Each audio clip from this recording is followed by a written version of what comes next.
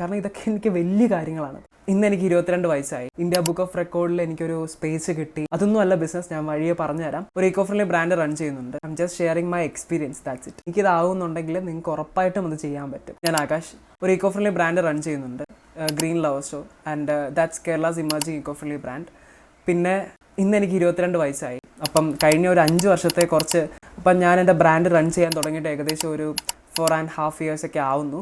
But എൻ്റെ college ടൈമിലാണ് ഞാനിത് ഫുള്ള് ചെയ്തുകൊണ്ടിരുന്നത്. പക്ഷേ ഇപ്പോൾ ഞാൻ കോളേജൊക്കെ കഴിഞ്ഞ് ഗ്രാജുവേഷനൊക്കെ കഴിഞ്ഞിട്ട് ഇപ്പോൾ ഒരു 2-3 months ആയതേ ഉള്ളൂ ഇതിലോട്ട് ഫുൾ ഇൻവോൾവ് ആയിട്ട്. അപ്പം ആ ഒരു ജേർണി നിങ്ങൾക്ക് പറഞ്ഞു തരാമെന്ന് വിചാരിച്ചു. കാരണം കുറേ പേര് എന്നോട് ചോദിക്കുന്നുണ്ട് എങ്ങനെയാണ് ഇത് സ്റ്റാർട്ട് ഔട്ട് ചെയ്തത്, അല്ലെങ്കിൽ എങ്ങനെയായിരുന്നു ഗ്രോത്ത്, അല്ലെങ്കിൽ എങ്ങനെയാണ് ഇതൊക്കെ മെയിൻറ്റെയിൻ ചെയ്ത് കൊണ്ടുപോകുന്നത്, പഠിത്തത്തിൻ്റെ ഇടയ്ക്ക് എങ്ങനെ പറ്റി ഇതൊക്കെ. സോ ഞാൻ ഓർത്ത് അങ്ങനെ ഒരു വീഡിയോ ചെയ്യാം. For a long time I was thinking to create a video on YouTube. കാരണം ഞാൻ കുറേ നാളുകൾക്ക് ശേഷമാണ് ഇപ്പോൾ പോസ്റ്റ് ചെയ്യുന്നത് വീഡിയോ. So let's go. ഇതൊന്നും എൻ്റെ നേട്ടങ്ങളൊന്നും കാണിച്ച് വലുപ്പം കാണിക്കാൻ വേണ്ടി ഉണ്ടാക്കുന്ന ഒരു വീഡിയോ അല്ല. I am just sharing my experience, that's it. പിന്നെ അതുപോലെ ഈ കാര്യങ്ങളൊക്കെ എനിക്ക് ചെയ്യാൻ പറ്റുമെന്നുണ്ടെങ്കിൽ എന്തുകൊണ്ട് നിങ്ങൾക്ക് ഉറപ്പായിട്ടും ചെയ്യാൻ പറ്റും. ഒരു 5 years ബാക്ക്, ഒരു 17ാമത്തെ വയസ്സിലാണ് ഞാൻ ഒരു പുതിയ ബ്രാൻഡ് ക്രിയേറ്റ് ചെയ്യാം, അല്ലെങ്കിൽ ഒരു ബിസിനസ് ക്രിയേറ്റ് ചെയ്യാമെന്നൊക്കെ വിചാരിക്കുന്നത്. ബിസിനസ് എന്താണെന്ന് അറിയാതെയാണ് ബിസിനസ്സിലോട്ട് വന്നത്. ലൈക്ക് ഞാൻ സ്റ്റാർട്ട് ചെയ്തത് ലോക്ക്ഡൗൺ ടൈമിലാണ് സ്റ്റാർട്ട് ചെയ്തത്. അപ്പോൾ ലോക്ക്ഡൗൺ ടൈമിൽ ചുമ്മാ തരുന്ന സമയത്താണ് ഇതുപോലൊരു യൂട്യൂബ് ആഡ് നോക്കുന്ന ഒരു ടൈമിലാണ് ബാംബു ടൂത്ത് ബ്രഷ്, അല്ലെങ്കിൽ ആ ഒരു മുള കൊണ്ടുള്ള ഒരു ടൂത്ത് ബ്രഷിൻ്റെ കാര്യം അറിയുന്നത്. സോ അങ്ങനെ അറിഞ്ഞിട്ടാണ് ഞാൻ ഇതിൻ്റെ എവിടെ കിട്ടും, നമുക്കിത് വാങ്ങിച്ച് അല്ലെങ്കിൽ വിൽക്കാനുള്ള ഒരു പോസിബിലിറ്റീസ് ഉണ്ടോ എന്ന് തിരക്കി അങ്ങനെ സെല്ലേഴ്സിനെ കണ്ടുപിടിച്ചു. ഇന്ത്യ മാർട്ടിൽ കൂടെയാണ് ഫസ്റ്റ് സെല്ലറിനെ കണ്ടുപിടിക്കുന്നത്. അപ്പം അവിടെ അങ്ങനെ ഞാൻ സെല്ലറിനെ കോൺടാക്ട് ചെയ്ത് അവർക്ക് ഭയങ്കര റിസ്ക് എടുത്ത് ആദ്യം കുറച്ച് പൈസ ഞാൻ അവർക്ക് അയച്ചു കൊടുത്തു പ്രൊഡക്റ്റിന് വേണ്ടിയിട്ട്. ബിസിനസ് എന്താണെന്നും യാതൊരു അടിയില്ല. എനിക്ക് ആകെ അറിയാവുന്ന കാര്യം business is something we are getting small of profit.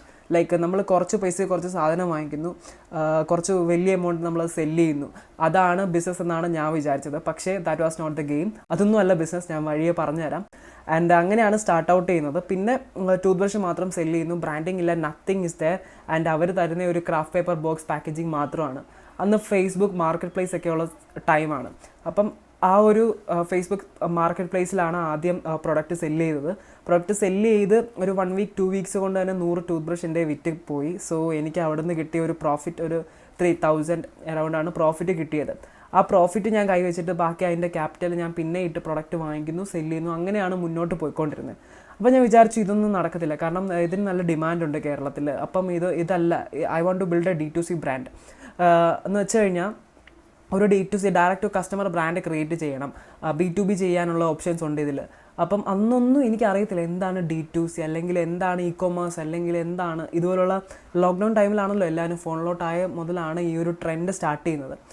Okay, അപ്പോൾ അങ്ങനെയാണ് ഞാൻ പുതിയ പ്രൊഡക്ട്സ് ഇൻട്രൊഡ്യൂസ് ചെയ്യുന്നതും. അങ്ങനെ എൻ്റെ മാനുഫാക്ചറിൻ്റെ അടുത്ത് തന്നെ പറഞ്ഞിട്ട് എനിക്ക് ഇതുപോലത്തെ പ്രോഡക്റ്റ് നിങ്ങൾക്ക് തരാൻ പറ്റുമോ? ഓക്കെ, അവർ പറഞ്ഞ് നമുക്കൊരു കോൺട്രാക്ട് ബേസിസിൽ തരാം. അങ്ങനെയാണ് ഫസ്റ്റ് ടൈമിൽ പുതിയ പ്രൊഡക്ട്സ് ഇൻട്രൊഡ്യൂസ് ചെയ്തത്. പിന്നെ എൻ്റെ ആദ്യത്തെ ഇൻവെസ്റ്റ്മെൻറ്റ് വെറും 2000 രൂപയാണ്. അച്ഛൻ്റെ അമ്മയുടെയും കയ്യിൽ നിന്ന് കുറച്ച് പൈസ വാങ്ങിച്ചാണ് സെല്ലറിന് കൊടുക്കുന്നത്. അതും റിസ്ക് എടുത്താണ് കൊടുക്കുന്നത്. അവർ തന്നു, അത് വലിയ ഭാഗ്യം. അപ്പം അങ്ങനെയാണ് സ്റ്റാർട്ട് ഔട്ട് ചെയ്തത്. പിന്നെ എൻ്റെ എക്സ്പീരിയൻസ്, ഞാൻ പല ആൾക്കാരുടെ അടുത്തും ബിസിനസ്സിനെ കുറിച്ച് പല കാര്യങ്ങളും ചോദിക്കാൻ ചെന്നിട്ടുണ്ട്. അപ്പോൾ അവിടെ നിന്നൊക്കെ എനിക്കൊരു കിട്ടിയ എക്സ്പീരിയൻസ് നെഗറ്റീവായിരുന്നു. കാരണം നമ്മൾ ഭയങ്കര ഒരു പോസിബിലിറ്റീസ് ഉണ്ടാകുമെന്ന് അറിഞ്ഞിട്ട്, അല്ലെങ്കിൽ ആ ഒരു ചിന്ത വെച്ചിട്ട് ആരുടെ അടുത്തെങ്കിലും പോയി ഒരു കാര്യം ചോദിക്കുമ്പം അവിടെ നെഗറ്റീവ് കിട്ടുമ്പോൾ it's really hard to digest. അങ്ങനെയാണ് നമുക്ക്. അപ്പം ഞാൻ പറയുന്നത്, ഇപ്പം ബിസിനസ്സിലോട്ട് ഇറങ്ങാൻ നിൽക്കുന്ന ആൾക്കാരോട് ഞാൻ പറയുന്നത്, നിങ്ങൾ ആരുടെ അടുത്തും ഒത്തിരി സജഷൻസ് ഒന്നും ചോദിക്കാൻ പോകണ്ട. നിങ്ങളുടെ ഐഡിയ പോലും ആരുടെ അടുത്തും ഷെയർ ചെയ്തരുത്. കാരണം ഇൻ എ ഇറ ഓഫ് ദിസ് ബിസിനസ് വേൾഡ് നിങ്ങളുടെ ഐഡിയ ആയിരിക്കും നാളത്തെ നെക്സ്റ്റ് ബില്യൺ ബിസിനസ് ഐഡിയ.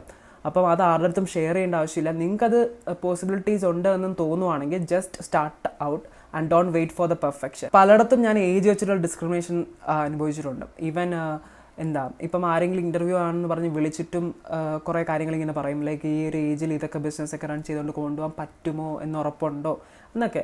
അപ്പം അന്ന് എൻ്റെ ഒരു മനസ്സിലുണ്ടെന്ന്, ഈ ഏജിൽ എനിക്കിത് ചെയ്യാൻ പറ്റുമെങ്കിൽ in upcoming age I can do very big അല്ലേ. കാരണം ഈ ഒരു 22ാമത്തെ വയസ്സിൽ ഞാൻ എന്തൊക്കെയോ അവിടുന്ന് ഒക്കെ ചെറിയ കാര്യങ്ങളൊക്കെ അച്ചീവ് ചെയ്തിട്ടുണ്ട് ഓൾറെഡി.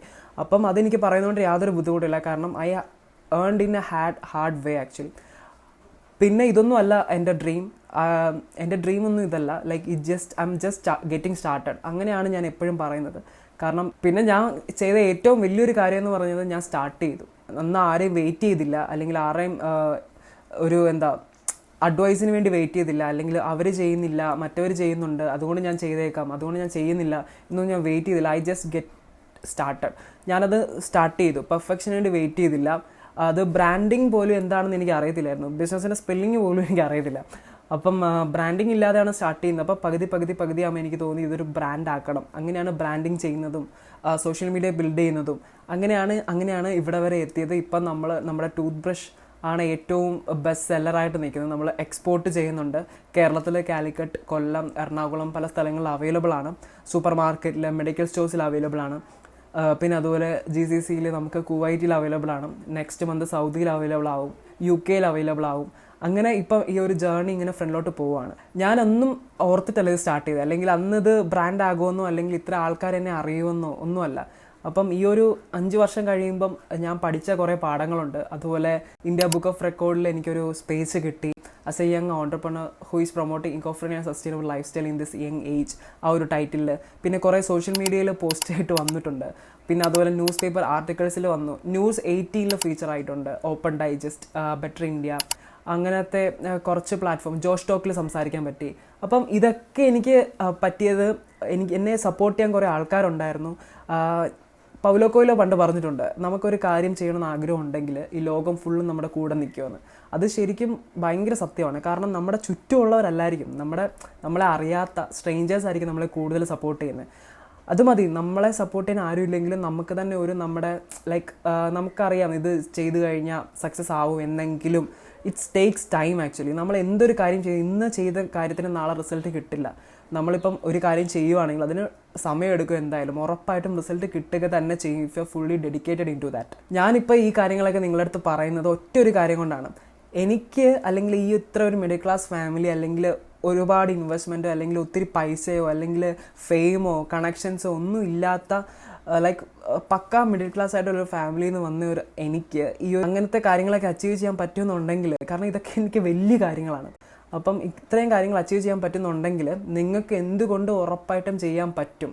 ആ ഒരു തീം എനിക്ക് നിങ്ങൾക്ക് മനസ്സിലാക്കി തരണം. നമ്മളെപ്പോഴും പറയാതെ എന്നെക്കൊണ്ട് പറ്റത്തില്ല, നത്തിങ് ഈസ് ഇമ്പോസിബിൾ. ആക്ച്വലി നമ്മളെക്കൊണ്ട് ചെയ്യാൻ പറ്റാത്തതായിട്ട് കാര്യം ഇല്ല. അത് ആ ഒരു പരിമിതി ആദ്യം എടുത്ത് മാറ്റുക. അപ്പം ഞാൻ ഈ കാര്യങ്ങളൊക്കെ പറഞ്ഞത് നിങ്ങളുടെ മനസ്സിൽ ആ ഒരു ചിന്ത, അല്ലെങ്കിൽ എന്നെക്കൊണ്ടൊന്നും നടക്കത്തില്ല എന്നൊരു ചിന്ത മാറ്റിയെടുക്കാനാണ്. കാരണം എനിക്കിതാവുന്നുണ്ടെങ്കിൽ നിങ്ങൾക്ക് ഉറപ്പായിട്ടും അത് ചെയ്യാൻ പറ്റും. അതുപോലെ ഞാൻ ഈ ഒരു ചാനൽ ഓൺടർപ്രണർഷിപ്പിനെ കുറിച്ചും ബിസിനസ്സിനെ കുറിച്ചും, എങ്ങനെ ഒരു ബിസിനസ് സ്റ്റാർട്ട് ചെയ്യാം, ഇതിന് വരുന്ന ചലഞ്ചസ് എന്താണ്, അതിനെ എങ്ങനെ മാറ്റിയെടുക്കാം, നമുക്ക് സോഷ്യൽ മീഡിയ എങ്ങനെ യൂസ് ചെയ്യാം ബിസിനസ്സിന് വേണ്ടിയിട്ട്, പുതിയ ബിസിനസ് ഐഡിയാസ്, അങ്ങനെ കുറേ AI, അങ്ങനത്തെ കുറച്ച് കാര്യങ്ങളൊക്കെ ഇതിൽ ചർച്ച ചെയ്യണമെന്നാണ് ഞാൻ വിചാരിക്കുന്നത്. So if you are in to business motivation and self development, subscribe ചെയ്യാൻ മറക്കണ്ട. അപ്പോൾ അടുത്ത വീഡിയോയിൽ കാണാം.